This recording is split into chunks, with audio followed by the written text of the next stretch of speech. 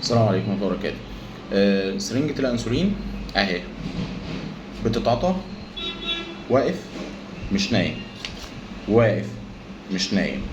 اللي بيدي الأنسولين بيمسك الجلد كده كده وبيحط السن واقف وبعدين بيضغط، تمام، وبعد ما بيخلص بيسيب السن في الجلد 5 ثواني، يعد 1 2 3 4 5.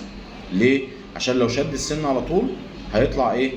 هيطلع انسولين من الجلد. طيب ايه الاماكن اللي نحط فيها؟ احنا بنحط تحت الجلد. تحت الجلد يعني ايه؟ يعني الجلد مغطي جسمنا كله، فما نمسكش في الحته دي والحته دي ونحط فيهم وخلصنا على كده. ليه؟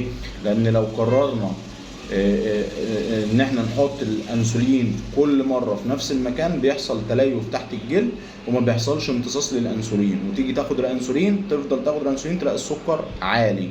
ليه؟ عشان حضرتك كل شويه كل مره تحط الانسولين في نفس المكان. فاحنا بنحط الانسولين تحت الجلد. تحت ليه؟ الجلد. اشهر الاماكن هنا احسن الاماكن حوالين السره. ادي السره اهي، بندي الانسولين نمسك، يعني اسهل مكان احط فيه لنفسي هو حوالين السره. بنمسك الجلد كده ونحط السن كده واقف وندخله وبعدين نتك، تمام.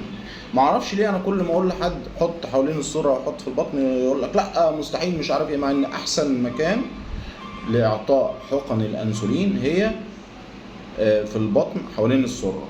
ولازم نغير مكان كل مره، يعني حطينا المره دي هنا، المره اللي بعدها هنا هنا حوالين السره، نعمل دايره حوالين السره، نعمل دايره حوالين السره. ممكن ناخد في الرجلين من هنا ممكن ناخد من ورا، تمام.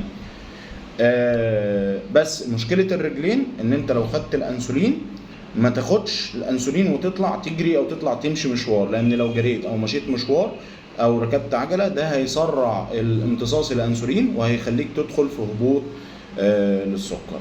والسلام عليكم ورحمه الله وبركاته.